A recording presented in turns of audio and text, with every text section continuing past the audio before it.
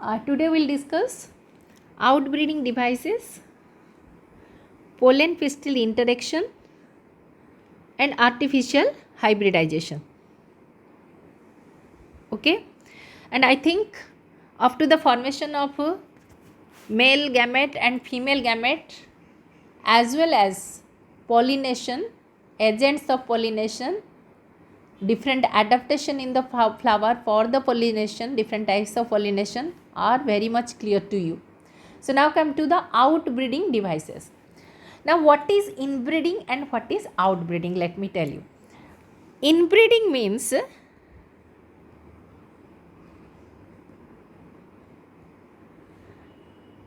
self pollination. Okay, and outbreeding means cross pollination in broader sense I am telling you. Okay, तो अभी क्या होता है, there are some flowers which are, as I have said earlier that कि flower bisexual होते हुए भी उसमें सेल्फ पॉलिनेशन नहीं होता, यानी इनब्रीडिंग नहीं होता. उसमें क्या होता है, आउटब्रीडिंग यानी क्रॉस पॉलिनेशन होता है. So cross pollination it may be of same species और अलाइड स्पेसीज, रिलेटेड स्पेसीज के बीच हो सकता है.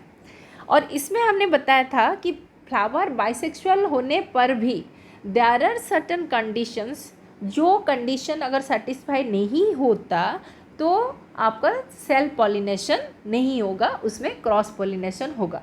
तो उसमें if you remember what are the criterias, एक है synchrony in pollen release and stigma receptivity. Next is the stigma and the stamen and pistils must be very close to each other, and then self compatibility. ये तीन अगर नहीं होगा, flower bisexual होने पर भी आपका क्रॉस पॉलिनेशन होगा. तो अभी हम क्या पढ़ेंगे, outbreeding devices. So what are outbreeding devices?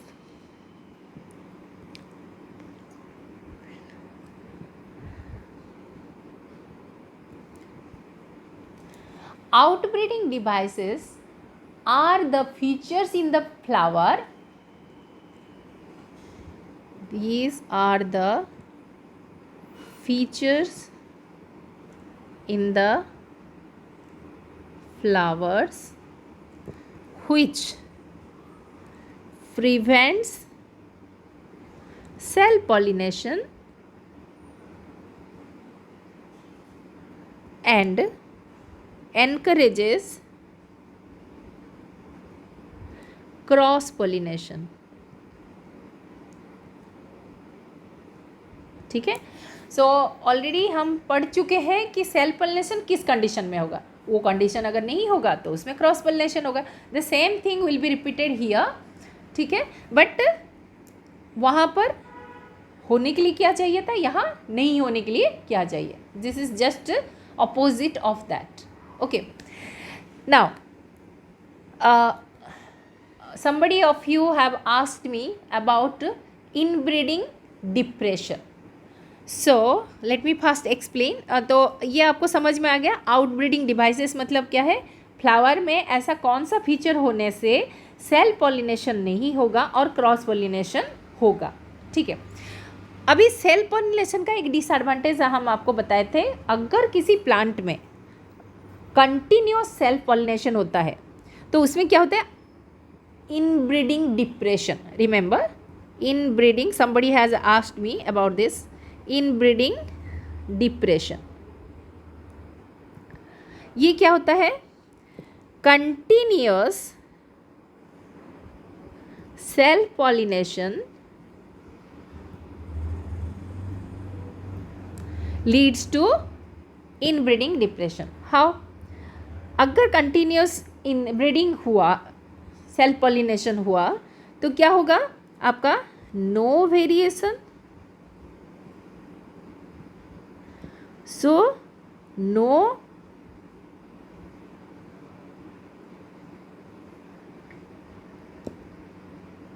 Adaptive ability.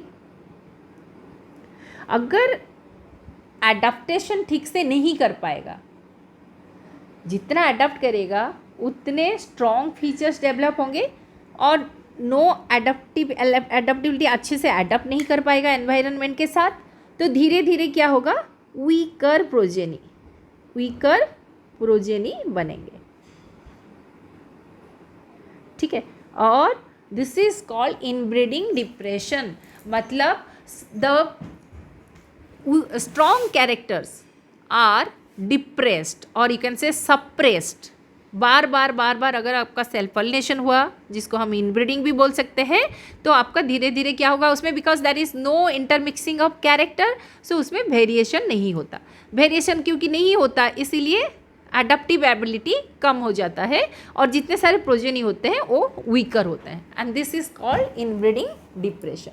And that's why the flowering plants have developed many devices, okay, so to encourage the cross pollination and discourage self pollination.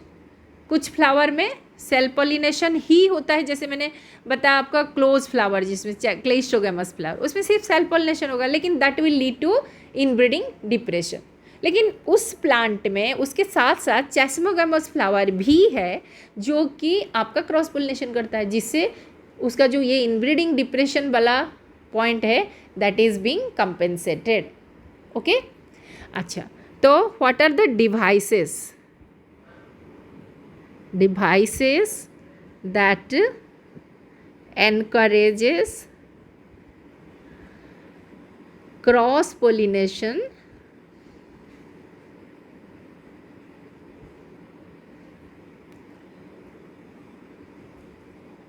and discourages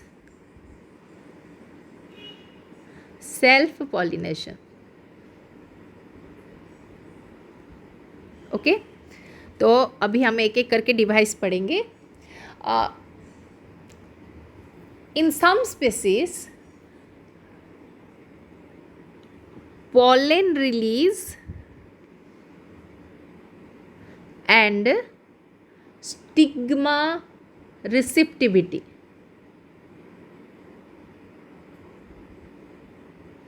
are not synchronized.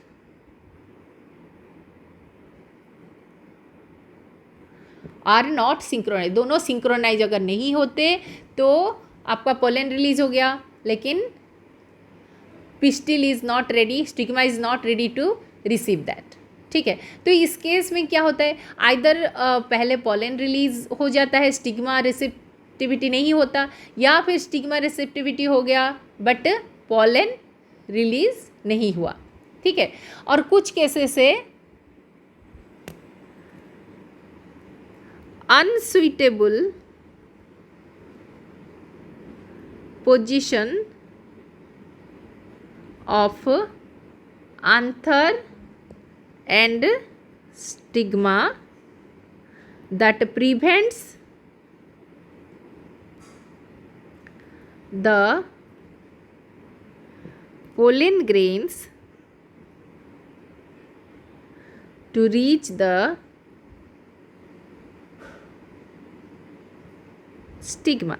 So in my last session I have already explained it with diagram कि अगर pollen pistil का suitable position नहीं होता तो आपका pollen grain pistil तक यानी stigma तक पहुंच नहीं सकता। This is the stigma of the same flower, ये लिखना जरूरी है, stigma of the same flower. ठीक है, तो इस केस में आपका क्या हो रहा है, सेल्फ पॉलिनेशन नहीं हो सकता। ठीक है, then come to the third device. Third device क्या है, it is called self incompatibility. This is called self incompatibility. ये क्या होता है self incompatibility? This is a genetic phenomena. It is a genetic mechanism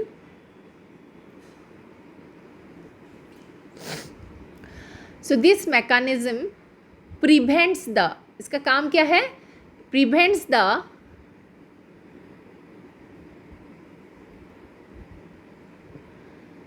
self pollination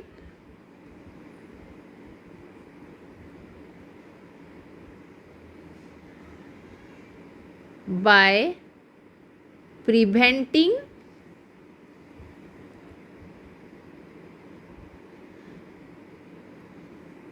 germination of pollen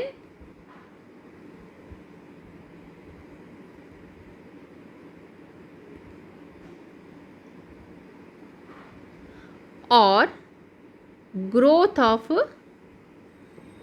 pollen tube.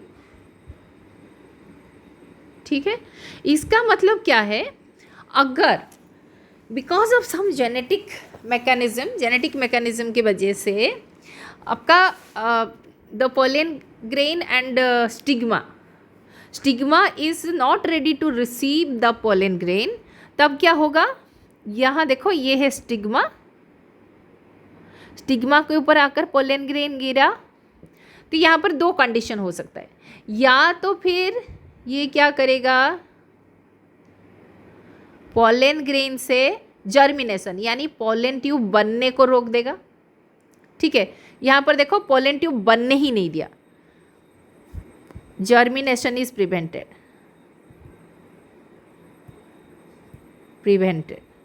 मतलब pollen tube बनने ही नहीं दिया। So यहाँ पर क्या है, no pollen tube is formed.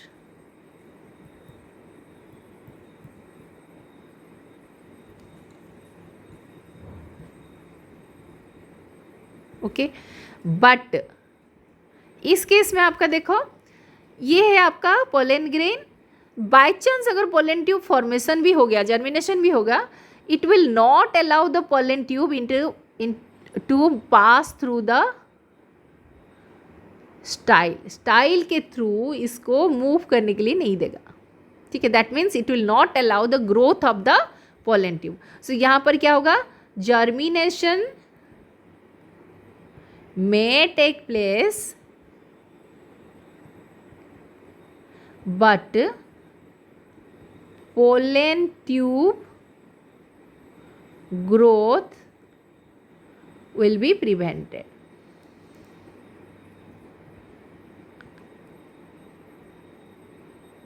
ठीक है, so these are the two conditions. Okay, तो ये हो गया थर्ड फीचर। और सबसे जो इम्पॉर्टेंट मतलब जो कि वेरी कॉमन है, that is your fourth one is if the flower is unisexual.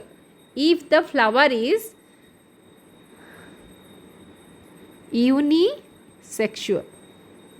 Unisexual flower, तो फ्लावर अगर यूनिसेक्सुअल है तो इसमें क्या होगा, सेल्फ पॉलिनेशन होने का चांस नहीं है।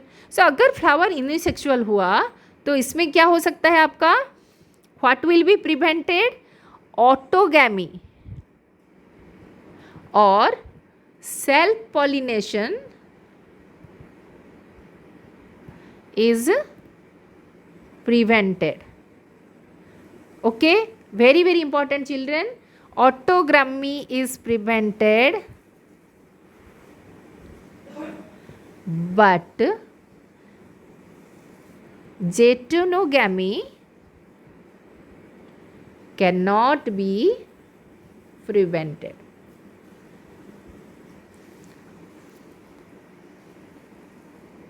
ओके, तो इसका मतलब क्या है, फ्लावर यूनिसेक्सुअल है, लेकिन एक ही प्लांट में अगर आपका मेल फ्लावर है, दिस इज मेल फ्लावर, और यहाँ पर फीमेल फ्लावर है, so both the flowers are unisexual, तो यहाँ पर आपका क्या हो सकता है, देयर मे बी चांस, ये हो गया मेल, दिस इज फीमेल, तो यहाँ पर पॉलिनेशन क्या हो सकता है, male flower to female flower of other plant का हो सकता है, या फिर male flower to female flower of same plant हो सकता है। जब सेम प्लांट का होगा तो हम उसको क्या बोलेंगे, जेटोनोगैमी। जेटोनोगैमी गैमी, बट यहाँ पर हम सेल्फ पॉलिनेशन को रोक रहे हैं, बट जेटेनोगैमी को रोक नहीं सकते क्योंकि सेम प्लांट का डिफरेंट फ्लावर को वो पॉलिनेट कर सकता है, और क्रॉस पॉलिनेशन तो chance is there. Okay, so this point is very very important, children. If the flower is unisexual, then autogamy or self pollination is prevented, but jetenogamy cannot be prevented. So if it will be asked in the exam, justify, then you have to write in details. Okay, now अभी यहाँ पर हम कुछ example पढ़ेंगे. ये example भी आपको याद रखना पड़ेगा.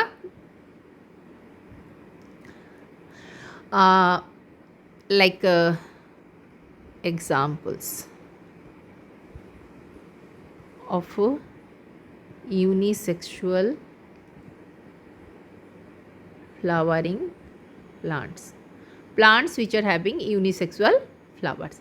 सो इस केस में आपका क्या है, एक है papaya. Very very important children. Papaya में मेल एंड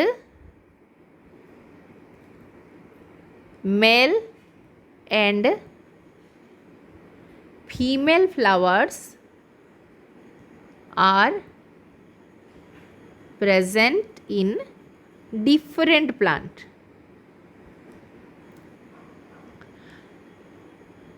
ओके, तो इसका मतलब क्या है, आपने क्लास 11th में पढ़ा था कि there are two terms, monoecious and dioecious. तो यहाँ पर आपका डायोसियस मतलब क्या है, so there are two conditions.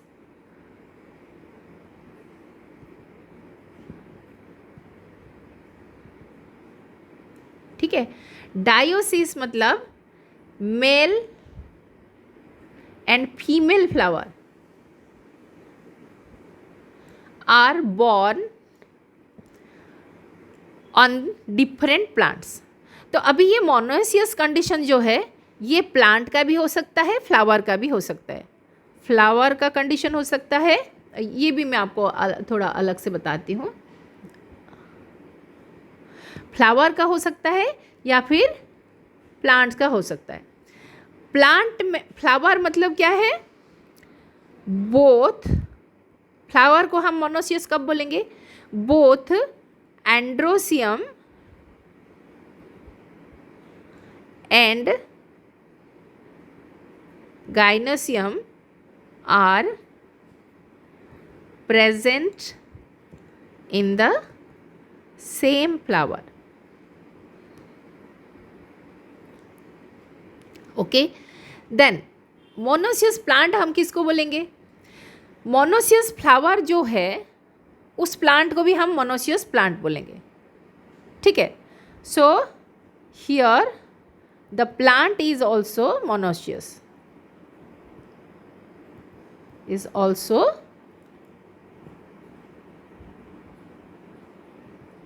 am I clear? But हम प्लांट को मोनोसियस कब बोलेंगे, the plant is having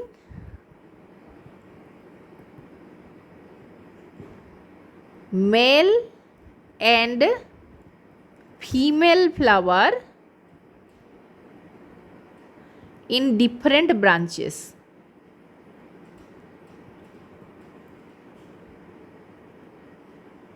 okay, so यहाँ पर आपका flower is not monoecious. Flower में मेल फीमेल नहीं है, प्लांट में मेल फीमेल है. तो यहाँ पर plant is monoecious but flower is not monoecious. Okay, flower क्या है, डायोसियस. तो अभी हम आएंगे next condition, dioecious. Sorry. So dioecious का डायोसियस का आपका क्या हो सकता है, यहाँ पर male and female flowers are always present in a different plant. So male and female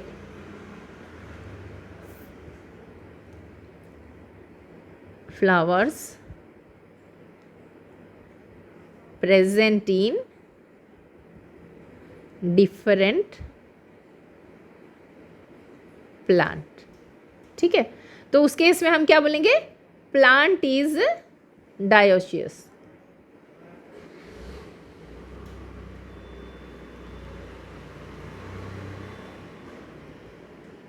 but flower को हम डायोसियस कब बोलेंगे? This condition. अगर फ्लावर मोनोसियस नहीं है तो flower dioecious. Okay, so this is about your. So in case of papaya, क्योंकि आपका male and female flowers are present in different plant, मतलब पपैया, फिर हम पपैया में आ जाएंगे. सो पपैया में male plant and female plant. तो यहाँ पर कौन होगा? So here only cross pollination is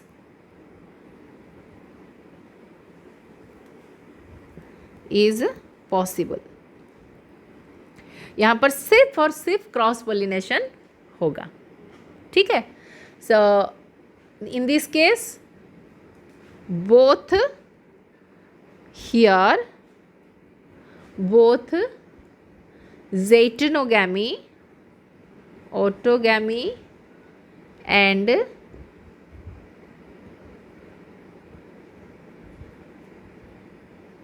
are prevented. दोनों ही प्रिवेंट हो जाते हैं. Okay, I think it is clear to you. अच्छा, अभी हमारा और एक एग्जाम्पल मैं दूंगी, castor and maize. Example 2, castor and maize. इस केस में क्या होता है? आपका the male and female flowers, male and female flowers are present in different branches of same plant. Same plant का डिफरेंट ब्रांच में ये होते हैं. ठीक है, तो ये क्या हो गया आपका? एक ही प्लांट, यहाँ पर मेल, यहाँ पर female. This is female, this is male. तो here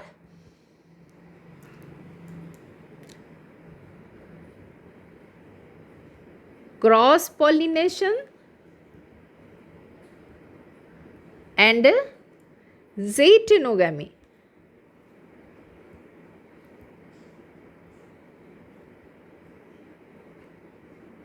Both takes place, but no autogamy. यहाँ सेल्फ पॉलिनेशन नहीं होगा, लेकिन आपका क्या हो सकता है? zytonogamy एंड क्रॉस पॉलिनेशन इसमें हो सकता है. So this is in case of this example. You have to remember castor and maize. और फर्स्ट वाला को क्या था आपका example? That is papaya. Okay, so papaya में आपका male female flower different plant में होते हैं. Now come to the next topic, that is pollen pistil interaction.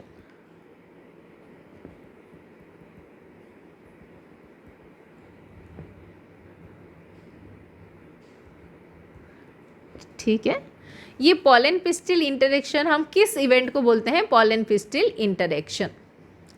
Let me first tell you the whole process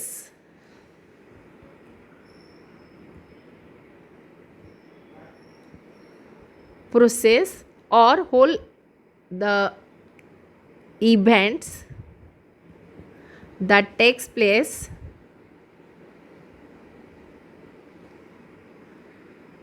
starting from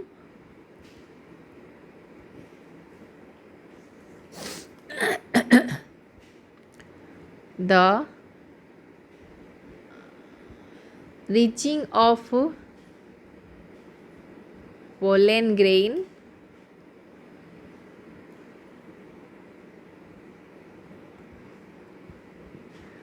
up to the stigma and till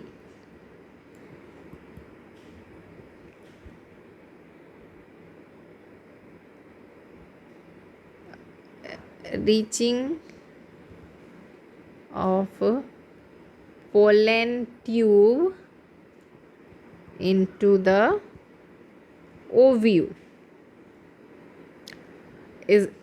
is called pollen pistil interaction.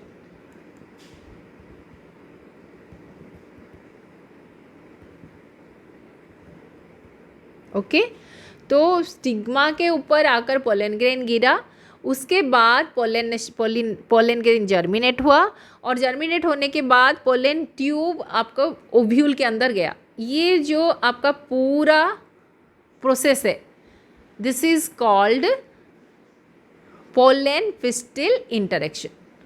Okay and it involves the steps are your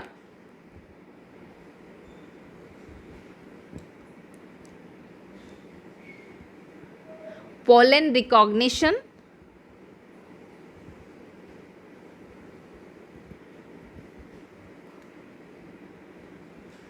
then promotion or inhibition of pollen. Okay, then third one,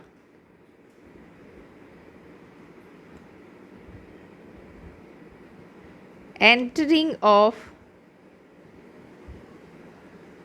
pollen tube into ovule. ठीक है, तो ये हम पूरा details में पढ़ेंगे अभी. ठीक है, now come to the first step is pollen recognition. Pollen recognition ये फर्स्ट स्टेप हम पढ़ेंगे.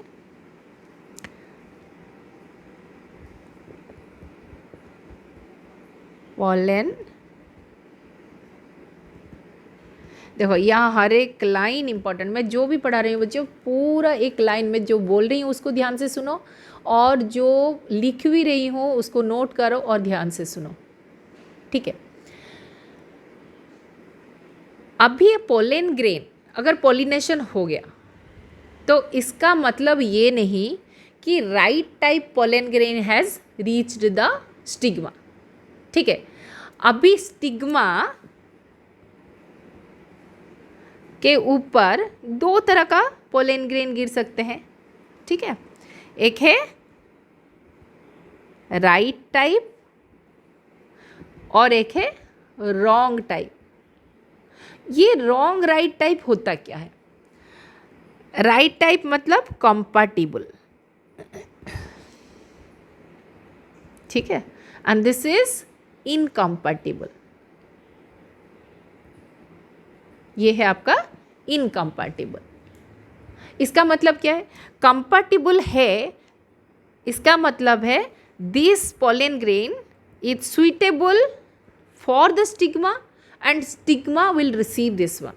और रॉन्ग टाइप को स्टिग्मा हमेशा रिजेक्ट कर देगा.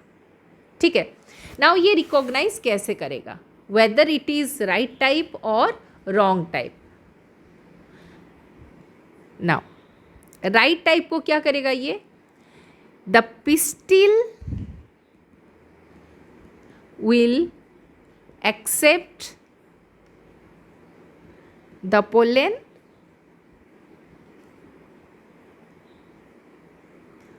and will promote the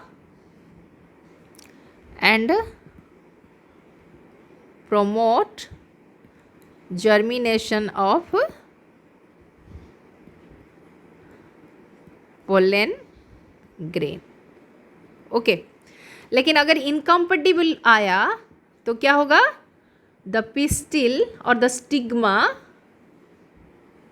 rejects the pollen grain. इसका मतलब क्या है, डू नॉट अलाउ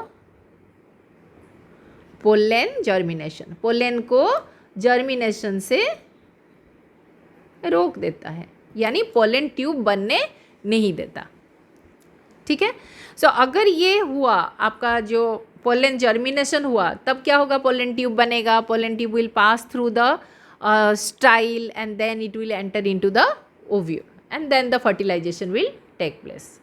ठीक है, अभी ये रिकॉग्नाइज कैसे करता है, on what basis it recognizes the wrong type, and so recognition of wrong or right type pollen grain, how it is done? It is done by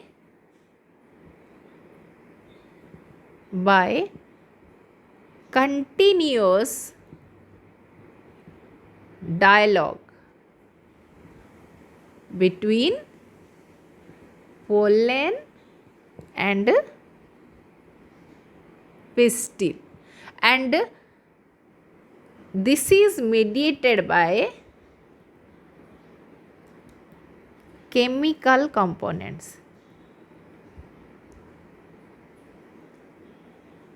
ठीक है, तो ये जो होता है ये कैसे रिकॉग्नाइज करता है, on the basis of continuous dialogue. मतलब वो बोलेगा मुझे ले ले, वो बोलेगा नहीं मैं तुझे नहीं लूँगा, बट ये डायलॉग है क्या, so this dialogue is chemical. ये जो केमिकल रिलीज करेगा आपका stigma, I mean the pollen का जो केमिकल है, that chemical is not recognised by the stigma. Stigma बोलता है कि तू कौन सा केमिकल रिलीज कर रहा है, तू कौन सा केमिकल है, हम तुझे नहीं जानते, तो how can I allow you to enter into my home, मेरे घर में तुझे घुसने कैसे दूंगी। ठीक है, इसलिए स्टिग्मा मना कर देता है, and in that way it rejects. ठीक है, सो द रिजेक्शन और acceptance of the pollen depends on the continuous chemical dialogue between the pistil and the pollen. ठीक है, ये क्वेश्चन अक्सर आपके एग्जाम में आता है, so this is very very important. Right type wrong type कैसे आपका रिकॉग्नाइज करता है। Okay, now come to but there are several mechanisms जिससे कि कंपैटिबल बनाया जाता है। आजकल बहुत सारे मैकेनिज़्म डेवलप हो चुका है, so scientist are making the incompatible pollen grain into compatible by changing its chemical components. Okay, अभी हम देखेंगे अगर राइट टाइप पोलन, सो ये है आपका एक बड़ा सा डायग्राम मैं बना लेती हूँ।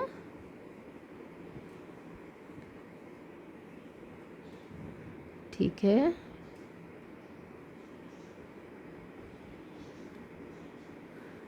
Okay,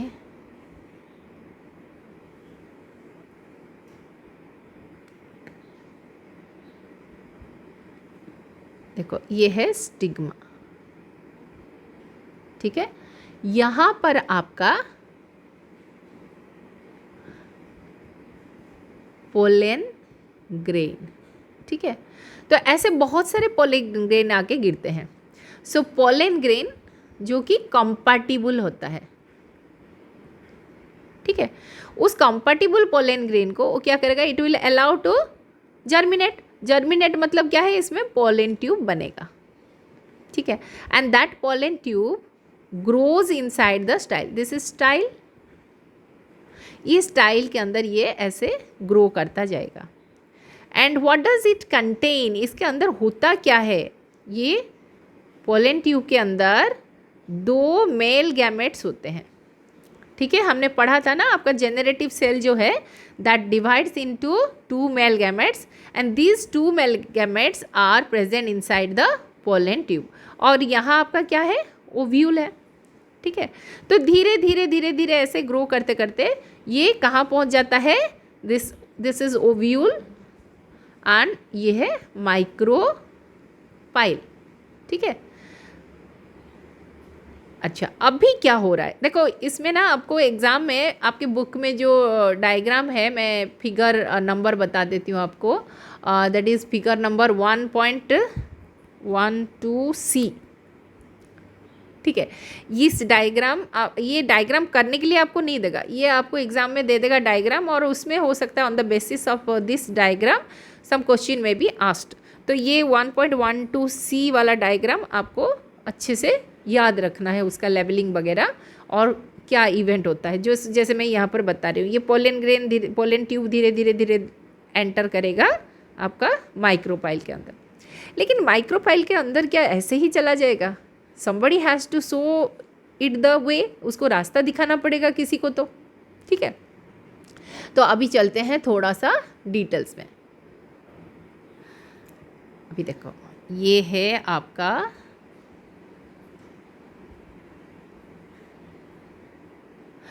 you know about the two synergid. ठीक है, ये है आपका egg cell, correct, and this is synergid and this side another synergid is that। और यहाँ सेंटर में क्या है आपका, two polar nuclei are there, दो पोलर न्यूक्लियाई है। ठीक है, और आपका जो synergid है, synergid के अंदर some finger like projections are there and this is a cushion shaped structure having finger like projection which is called filiform apparatus।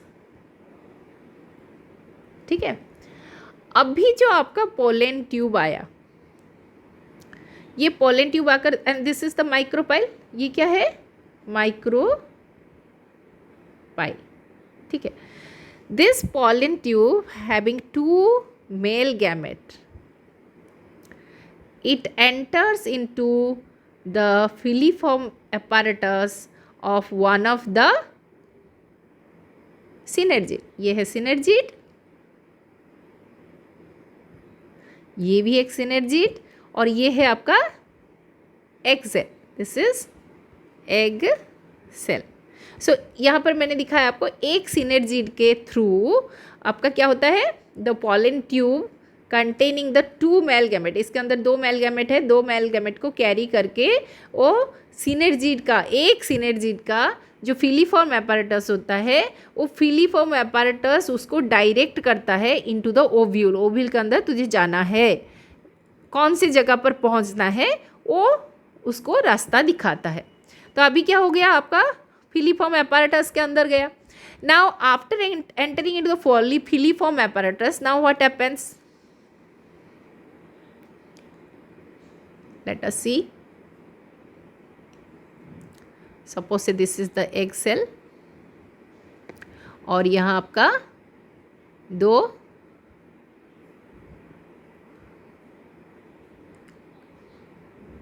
Polar nuclei, blue colour देती हूँ मैं। ठीक है, और ये है आपका एग सेल, और यहाँ पर जो सिनर्जिड था उसका फिलीफॉर्म एपारेटस होते हुए आपका ये जो पोलन ट्यूब का यहाँ तक पोलन ट्यूब पहुँच गया। ठीक है, ये पोलन ट्यूब यहाँ आके क्या करता है, ये दिस इज सिनर्जिड, सिनर्जिड के थ्रू एक मेल गैमेट को रिलीज करता है नियर द पोलर न्यूक्लियाई। ये है पोलर न्यूक्लियाई, और ये है एक मेल गैमेट। ठीक है, और दूसरे मेल गैमेट को किसके पास रिलीज करता है, it releases into the egg cell, egg cell के अंदर रिलीज करता है। So this is another male gamete. ठीक है, तो ये है आपका पोलन ट्यूब। अभी इसने दो मेल गैमेट को रिलीज़ कर दिया, एक को नियर द पोलर न्यूक्लियाई और एक को इनटू द एग सेल। तो यहाँ तक जो प्रोसेस आपका पोलन ग्रेन आकर स्टिग्मा के ऊपर गिरा, उसके बाद up to this process till the release of male gamete into the ovule, the process is called pollen pistil interaction. I think it is clear to you, all of you. Okay, so this is how the pollen pistil interaction takes place. Now ये pollen germination वाला experiment हमारा practical में भी है, इसको हम study करेंगे। Even though we can see it in details में हम देख नहीं पाएंगे, ओनली पोलन ट्यूब डेवलपमेंट हम देख सकते हैं। अभी देखो, हमने आपको बोला कि जो प्लांट ब्रीडर्स होते हैं they can manipulate the pollen grain, pollen grain को मैनिपुलेट कर सकते हैं। मैनिपुलेट क्यों करेंगे? मैनिपुलेट इसलिए करेंगे कि मान लो आपका stigma and pollen grain they are not compatible to each other, लेकिन हमको कैरेक्टर, हमको डिज़ायरेबल कैरेक्टर चाहिए जो कि नॉन कंपैटिबल पोलन ग्रेन वाला प्लांट में है। तो वो क्या करते, they change the chemical component and the manipulate the pollen grain so that the pollen grain becomes compatible, और वो पोलन ग्रेन को लेकर वो आर्टिफिशियल हाइब्रिडाइजेशन करते हैं। तो अभी हम पढ़ेंगे next topic, that is artificial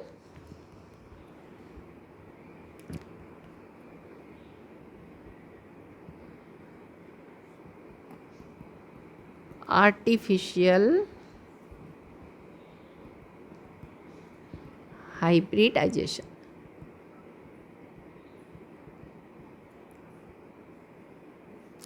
तो सबसे पहले ये आर्टिफिशियल हाइब्रिडाइजेशन क्या होता है? It is the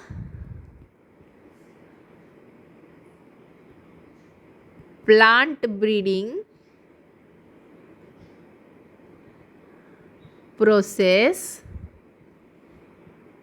by which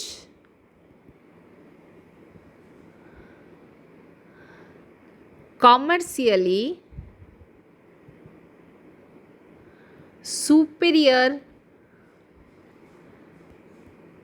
varieties of plants are grown artificially. ठीक है, मान लो एक प्लांट है, now this plant is having the character कि इसमें मान लो फ्रूट बड़ा होता है। एक प्लांट है जिसमें fruit is big but seeds are there, seeds present, ठीक है। लेकिन और एक प्लांट है जिसमें फ्रूट स्मॉल है बट सीड नहीं है। तो अगर ये दोनों का कैरेक्टर को हम मिला देंगे देन व्हाट विल गेट, हमको एक ऐसा प्लांट मिलेगा जिसमें फ्रूट बिग भी होगा एंड नो सीड्स होंगे। तो ये कॉमर्शियली मार्केट में बहुत अच्छे से चलेगा, ठीक है। इसीलिए आपका जो प्लांट ब्रीडर्स होते हैं दे, बट नेचुरली इस प्लांट का जो पोलन ग्रेन है that is incompatible for the stigma of this plant, but artificially हम क्या करेंगे, इसको हम इसमें जर्मिनेट करने के लिए अलाउ करेंगे and that process is known as hybridization, that is artificial hybridization. Okay, and this is an important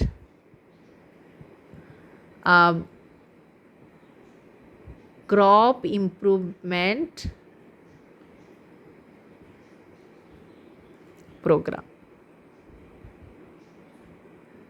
ठीक है, ठीक है। इसके अलावा बहुत सारे क्रॉप है, अभी बायोटेक्नोलॉजी आ गया, बायोटेक्नोलॉजी के द्वारा तो और भी अच्छे से आर्टिफिशियल हाइब्रिडेशन आजकल और नहीं किया जाता, वो आपका बायोटेक्नोलॉजी से किया जाता है। अच्छा, अभी हम देखेंगे इसका स्टेप्स क्या है। Steps of artificial hybridisation.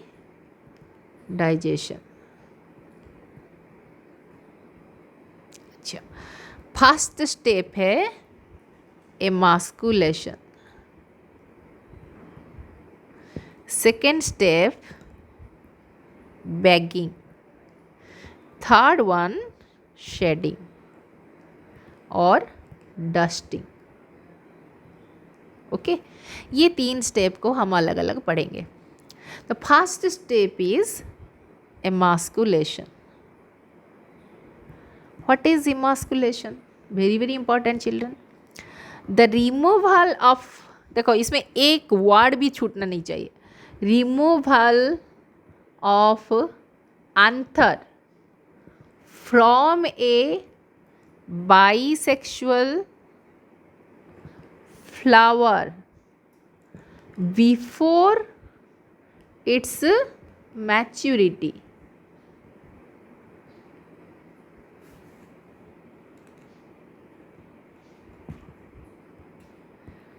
ठीक है, देखो ध्यान से देखो, removal of anther from A bisexual flower. क्यों बाइसेक्सुअल फ्लावर बोल रही हूँ?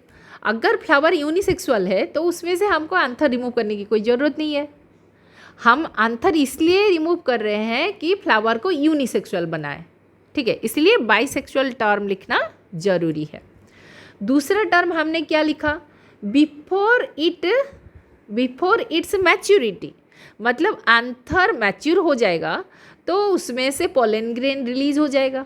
अगर पोलन ग्रेन रिलीज हो गया और स्टिग्मा रिसेप्टिव है तो स्टिग्मा रिसीव कर देगा और सेल्फ पॉलिनेशन हो जाएगा और हमको डिज़ायरेबल कैरेक्टर नहीं मिलेगा, ठीक है। इसीलिए आपका सेल्फ पॉलिनेशन को रोकने के लिए ये जो emasculation होता है, why it is done? To prevent self pollination, या फिर आप बोल सकते हो to prevent contamination by self pollen. खुद का पोलन से वो पॉलिनेशन ना हो जाए, इसीलिए आपका emasculation किया जाता है। तो emasculation में क्या किया जाता है? एंथर को काट के निकाल दिया जाता है, ठीक है। Then the next step is, पहला स्टेप क्या था आपका? emasculation. The second step is bagging. After emasculation,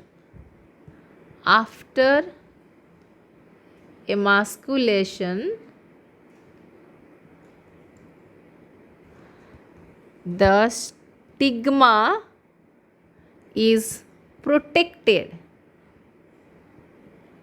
किससे प्रोटेक्ट करेंगे? Protected to prevent its contamination by undesirable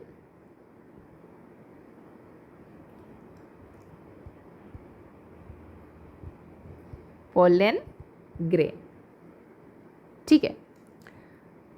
the flower is the stigma, और फ्लावर बोल सकते हो, stigma is covered with butter paper. Butter paper से इसको कवर कर दिया जाता है, दैट इज कॉल्ड बेगिंग। तो बेगिंग क्यों किया जाता है? अभी देखो आपने एंथर रिमूव कर दिया, ठीक है, एंथर रिमूव करके आपने सेल्फ पॉलिनेशन को रोक दिया, लेकिन अभी दूसरे प्लांट से जो डिज़ायरेबल नहीं है, हमको जो कैरेक्टर नहीं चाहिए, उसका पोलन ग्रेन आकर गिर सकता है। तो उसको प्रिवेंट करने के लिए हम क्या करेंगे? स्टिग्मा को कवर कर देंगे।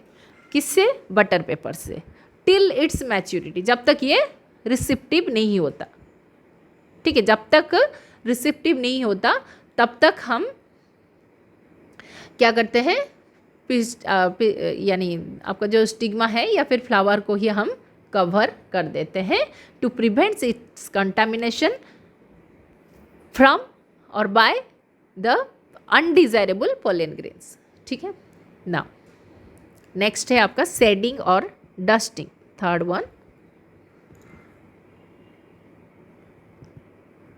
और डस्टिंग, अच्छा इसमें क्या होता है आपका?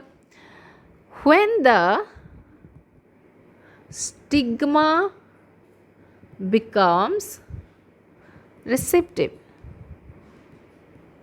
जब स्टिग्मा रिसेप्टिव हो जाएगा, मैच्योर हो जाएगा, तब क्या किया जाएगा, the butter paper is removed and desirable pollen grains are dusted on the stigma. Stigma के ऊपर हमको जो जो पॉलन ग्रेन चाहिए उसको हम हो सकता है स्टोर करके रखे हैं, स्टोरेज तो आपको बता चुकी हूँ, और या फिर इमीडिएटली कलेक्ट करके मैच्योर पॉलन ग्रेन को हम उसके ऊपर डस्टिंग कर देंगे. And after dusting the flower is rebagged, यानी कवर्ड अगेन. क्यों ये किया जाता है? ठीक है, ऐसा क्यों किया जाता है? क्योंकि आपका पॉलन ग्रेन तो आके गिरा, लेकिन इसमें फिर भी कंटामिनेशन होने का चांस है, तो आपको उससे बचाने के लिए डस्टिंग के बाद उसको कवर कर दिया जाता है. And the flower is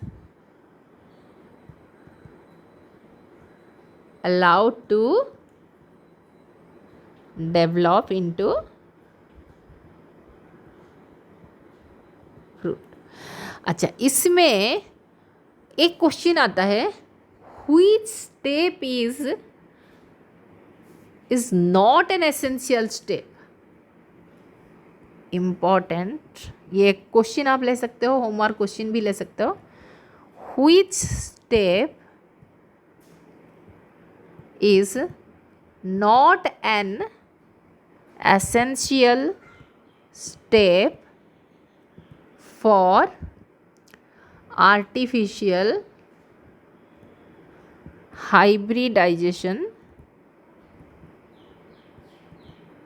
and why? ये आपके लिए होमवर्क है. अगर आप अच्छी तरह समझे हो, मैंने जो बोला है ध्यान से सुना है, तब भी इसका आंसर आप बहुत ईजी से दे दोगे. Otherwise you will find it difficult. Okay, so आज के लिए बस इतना ही. यहाँ तक बच्चों अच्छे से कॉपी में लिख दो, अच्छे से समझो. अगर आपको कोई डाउट है तो you are welcome, most welcome children. तो नेक्स्ट सेशन के लिए तैयार रहो, और मैं कभी भी आपका टेस्ट ले सकती हूँ. And that test will be always surprise test. Okay, so till then, bye bye, thank you.